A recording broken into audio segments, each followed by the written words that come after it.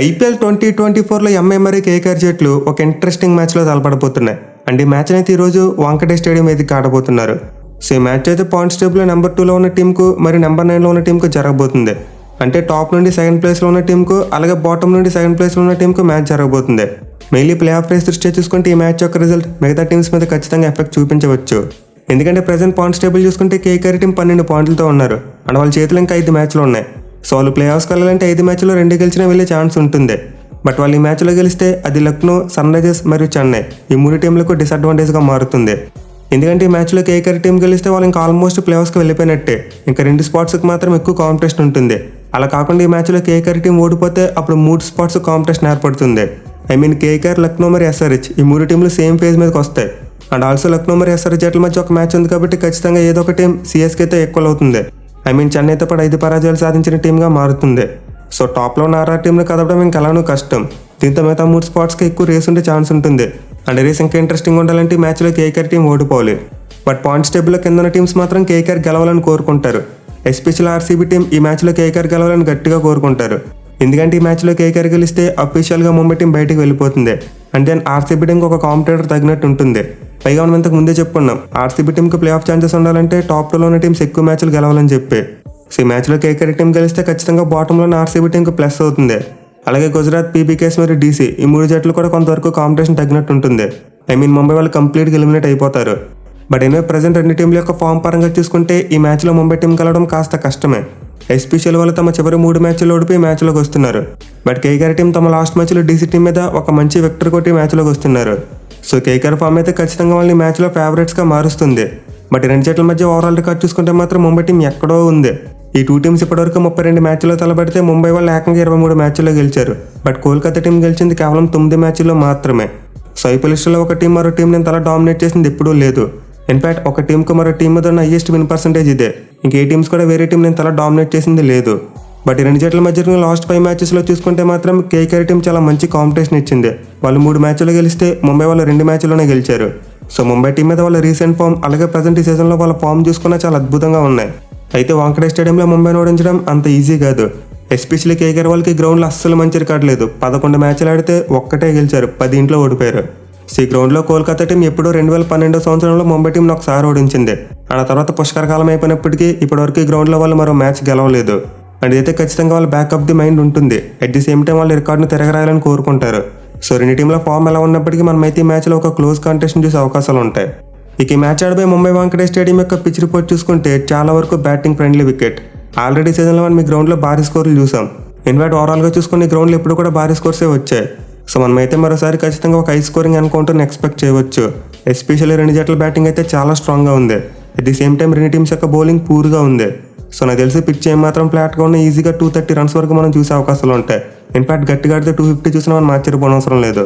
ఇక ఈ గ్రౌండ్ యొక్క స్టాట్స్ విషయానికి వస్తే ఇప్పటివరకు మొత్తం 113 ఐపీఎల్ మ్యాచెస్ జరిగాయి.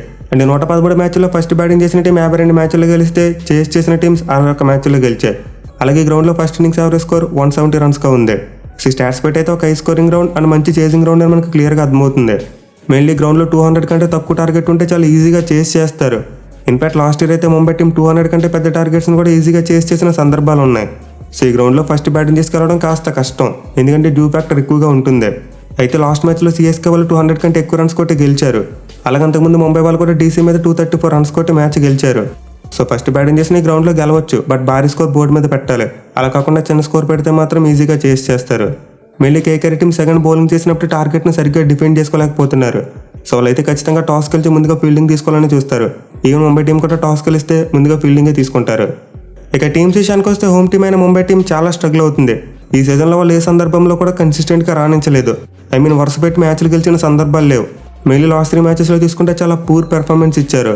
సో ముంబై టీం అయితే డెఫినెట్లీ అండర్ ది పంప్. వాళ్ళ బ్యాటింగ్ సరిగ్గా క్లిక్ అవ్వట్లేదు, బౌలింగ్ కూడా సరిగ్గా క్లిక్ అవ్వట్లేదు. ఎస్పెషల్లీ టాప్ ఆర్డర్ ఫైర్ అవ్వట్లేదు. గత 3-4 మ్యాచ్ల నుంచి చూసుకుంటే వాళ్ళ టాప్ ఆర్డర్లో ఒక్కరు కూడా సరిగ్గా బ్యాటింగ్ చేయట్లేదు. సో ఈ ప్రాబ్లం నుండి అయితే ముంబై టీం బయటికి రావాలి. వాళ్ళ టాప్ ఆర్డర్ కంట్రిబ్యూట్ చేయకపోతే మ్యాచ్లు గెలవడం ఆల్మోస్ట్ ఇంపాసిబుల్. ఎందుకంటే వాళ్ళ బ్యాటింగ్లో లాంగ్ ఇన్నింగ్స్లు ఆడగలిగే సత్తా ఉన్న బ్యాట్స్మెన్ అంతా టాప్ ఆర్డర్లోనే ఉన్నారు. సో రోహిత్, ఇషాన్ మరియు సూర్య ఈ ముగ్గురులో ఒక్కరైనా నిలబడి చివరి వరకు ఉండాలి. అప్పుడే ముంబై టీంకి భారీ స్కోర్ వస్తుంది. మెయిన్లీ మిడిల్ ఆర్డర్లో తిలక్ వర్మ మరియు నెహల్ వదర్ లాంటి ప్లేయర్స్ మంచి ఫామ్లో ఉన్నారు. సో వాళ్ళని గైడ్ చేస్తే ఒక టాప్ ఆర్డర్ బ్యాట్స్మెన్ చివరి వరకు క్రీజులో ఉంటే ఖచ్చితంగా ముంబై టీం ఈజీగా భారీ స్కోర్ కొడతారు. ఇక వాళ్ళ బౌలింగ్లో చూసుకున్న పెద్దగా పసలేదు. మోస్ట్ ఇంపార్టెంట్లీ సీజన్లో వాళ్ళు చాలా మార్పులు చేశారు. బ్యాటింగ్లో పెద్దగా మార్పులు చేయనప్పటికీ బౌలింగ్లో మాత్రం కంటిన్యూస్గా ప్రతి మ్యాచ్లో చేంజెస్ చేస్తున్నారు. సో ముంబై టీంకి అయితే బుమ్రా తప్ప మరి ఇతర బౌలర్ అంత మంచిగా బౌలింగ్ చేయట్లేదు. మెయిన్ వాళ్ళ స్పిన్ అటాక్ ఈ సీజన్లో బిగ్గెస్ట్ నెగిటివ్ పాయింట్. అలాగే కాజ్యా చూసుకున్న తుషారా చూసుకున్న అంతంత మాత్రంగానే రాణిస్తున్నారు. సో ఈ మ్యాచ్లో అయితే ముంబై బౌలర్స్కి మరో పరీక్ష ఎదురు కాబోతుంది. ఎందుకంటే కేకేఆర్ టీం దగ్గర చాలా స్ట్రాంగ్ బ్యాటింగ్ లైనప్ ఉంది. మెయిన్ వాళ్ళ ఓపెనర్స్ ఇద్దరు అద్భుతమైన ఫామ్లో ఉన్నారు. సో ఈ మ్యాచ్లో ఎలా అయినా సరే హార్దిక్ పాండ్యా బుమ్రాకి పవర్ ప్లేలో ఎక్కువ బౌలింగ్ ఇవ్వాలి. మెయిన్లీ ఫస్ట్ ఓవర్లో ఎవరో ఒకరిని అవుట్ చేయకపోతే ఖచ్చితంగా వాళ్ళు విధ్వంసం చేస్తారు. అలాగే మిడిల్ అండ్ డెత్ ఓవర్స్లో చూసుకున్న వాళ్ళ దగ్గర చాలా మంచి క్వాలిటీ బ్యాటింగ్ అటాక్ ఉంది. సో ఈ మ్యాచ్లో ముంబై బౌలర్స్ ఏమాత్రం గురి తప్పినా ఖచ్చితంగా భారీ స్కోర్ని సమర్పించుకుంటారు. ఇక టీంలో చేంజెస్ విషయానికి వస్తే లాస్ట్ మ్యాచ్లో ఓడిపోయినప్పటికీ పెద్దగా మార్పులు చేయకపోవచ్చు. లాస్ట్ మ్యాచ్లో ముంబై టీం వాళ్ళ బ్యాటింగ్ ఫెయిల్యూర్ వల్ల ఓడిపోయింది. కానీ వాళ్ళ టాప్ ఆర్డర్లో మాక్సిమం మార్పు చేయరు. లేదు ఎవరైనా యంగ్స్టర్ని తీసుకురావాలనుకుంటే నమందిరికి ఛాన్స్ ఇవ్వచ్చు. అలాగే బౌలింగ్లో కుమార కార్తికేయ లాంటి ఒక స్పిన్నర్ని తీసుకొచ్చే ఛాన్స్ కూడా ఉంటుంది. బట్ నేను అడిగితే ముంబై టీం అప్పుడే ప్రయోగాలు చేయకపోతేనే బెటర్. ఇంకా వాళ్ళకి స్లైట్గా ఛాన్సెస్ ఉన్నాయి. ఒకవేళ ఈ మ్యాచ్లో కూడా ఓడిపోతే అప్పుడు అఫీషియల్గా బయటకు వెళ్ళిపోతారు. దాని ముంబై టీం నెక్స్ట్ 3 మ్యాచెస్లో కావాల్సిన ప్రయోగాలు చేసుకోవచ్చు. ఇక కేకేఆర్ టీం విషయానికి వస్తే వాళ్ళైతే ఈ మ్యాచ్లో గెలుపు అనేది చాలా సీరియస్గా తీసుకుంటారు. ఎందుకంటే ముందు చెప్పుకున్నట్టు వాళ్ళకి గ్రౌండ్లో మంచి రికార్డు లేదు, అలాగే ముంబై టీం మీద మంచి రికార్డు లేదు. సో వాళ్ళైతే తమ ప్రైడ్ కోసం మరియు రికార్డును మెరుగుపరచుకోవడం కోసం ఖచ్చితంగా ఈ మ్యాచ్లో గెలవడానికి గట్టిగా ట్రై చేస్తారు. మెయిన్లీ మ్యాచ్లో గెలిస్తే కేకేఆర్ టీంకి 14 పాయింట్స్ వస్తాయి. అలాగే ప్లే ఆఫ్కి చాలా క్లోజ్గా వెళ్ళిపోతారు. బట్ అయినా వాళ్ళకి ఖచ్చితంగా బ్యాకప్ ది మైండ్ ఉంటుంది. ఎస్పెషల్లీ కేకేఆర్ అనగానే కొంతమంది ముంబై ప్లేయర్స్ చాలా బాగా ఆడిస్తూ ఉంటారు. సో ఈ మ్యాచ్లో అయితే కేకేఆర్ టీం ముంబై టీంను అసలు ఎక్కడ కూడా లైట్ తీసుకోకూడదు. ఫామ్లో లేరు కదా అని చెప్పి చిన్న చూపు చూస్తే ఖచ్చితంగా బాల్తో కొట్టించేస్తారు. మెయిన్లీ ముంబై బౌలింగ్లోనే కేకేఆర్ బౌలింగ్లో కూడా అంతగా పదును లేదు. సో ముంబై టీంకి అలా అయితే బుమ్రా కన్సిస్టెంట్గా బౌలింగ్ చేస్తున్నాడు. కేకేఆర్ టీంకు నరేన్ ఒక్కడే కన్సిస్టెంట్గా బౌలింగ్ చేస్తున్నాడు. బట్ ఈ మ్యాచ్లో చూసుకుంటే నరేన్ మీద హార్దిక్ పాండ్యాకి అద్భుతమైన రికార్డు ఉంది. దీంతో అతను ఓవర్స్ ఎక్కువగా పవర్ ప్లేలో వేయించడానికి ట్రై చేయాలి. ఎస్పెషల్లీ నరేన్కి రోహిత్ మీద చాలా మంచి రికార్డు ఉంది. సో ఈ మ్యాచ్లో అయితే కేకేఆర్ క్యాప్టెన్ నరేన్ చాలా జాగ్రత్తగా యూజ్ చేయాలి. ఇక మిగతా బౌలర్స్ విషయానికి వస్తే ఎవరు కూడా అంత కన్సిస్టెంట్గా బౌలింగ్ చేయట్లేదు. మెయిన్లీ మ్యాచ్లో వాళ్ళకి హర్షిత్ రాణా అవైలబుల్గా లేడు. ఎందుకంటే అతని బిహేవియర్ కారణంగా ఒక మ్యాచ్ బ్యాన్ వేశారు. సో నరేన్ తర్వాత ఈ సీజన్లో వాళ్ళకి కాస్త కూస్త మంచిగా బౌలింగ్ చేస్తుంది రాణా ఒక్కడే. బట్ ఈ మ్యాచ్లో అతను ఆడట్లేదు.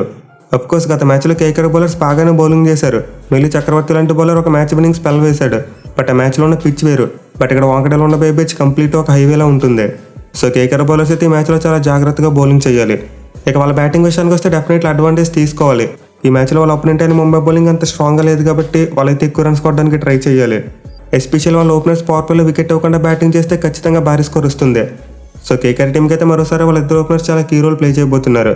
ఇక వాళ్ళతో పాటు మిగతా బ్యాట్స్మెన్ ఈ సీజన్లో ఆల్రెడీ ఏదో ఒక పాయింట్ ఆఫ్ టైంలో ఒక మంచి ఇన్నింగ్స్ ఆడున్నారు. సన్లైక్ ముంబై టీం వాళ్ళకి బ్యాటింగ్ విషయంలో పెద్దగా సమస్యలు, బౌలింగ్లోనే సమస్యలు ఉన్నాయి. ఇక టీంలో చేంజెస్ విషయానికి వస్తే ముందు చెప్పుకున్నట్టు హర్షిత్ రాణా అవైలబుల్గా ఉండడు. సో అతని ప్లేస్లో మేబీ పేస్ బౌలర్ కావాలనుకుంటే చేతన్ సకార్యాన్ని తీసుకొస్తారు. లేదు ఒక ఎక్స్ట్రా స్పిన్నర్ ఆడిద్దాం అనుకుంటే శ్రేయస్ శర్మ ఆడించే అవకాశాలు ఉంటాయి. బట్ వాంకడే పిచ్ మీద ఒక ఎక్స్ట్రా పేసర్ అయితేనే బెటర్ కాబట్టి నేనైతే సకార్యాకి ఛాన్స్ ఇస్తారనుకుంటున్నా. ఎనివే ఈ మ్యాచ్లో ఏదైనా జరగచ్చు. ఎస్పెషల్లీ ఐపీఎల్ సెకండ్ హాఫ్లో ఎప్పుడు కూడా కింద ఉన్న టీమ్స్ పైన ఉన్న టీమ్స్కి షాక్ ఇస్తూ ఉంటారు. సో ప్రజెంట్ ఫామ్ బట్టి కేకేఆర్ టీం ఫేవరెట్స్ అని చెప్పలేం. అలాగే ముంబై రికార్డ్ బట్టి వాళ్ళ ఫేవరెట్స్ అని కూడా చెప్పలేం. మోస్ట్ లైక్లీ మనమైతే ఒక క్లోజ్ మ్యాచ్ని చూసే అవకాశాలు ఎక్కువగా ఉన్నాయి. చూడాలి మరి ఈ మ్యాచ్లో కేకేఆర్ టీం ముంబైని డామినేట్ చేస్తారా లేదా అనేది.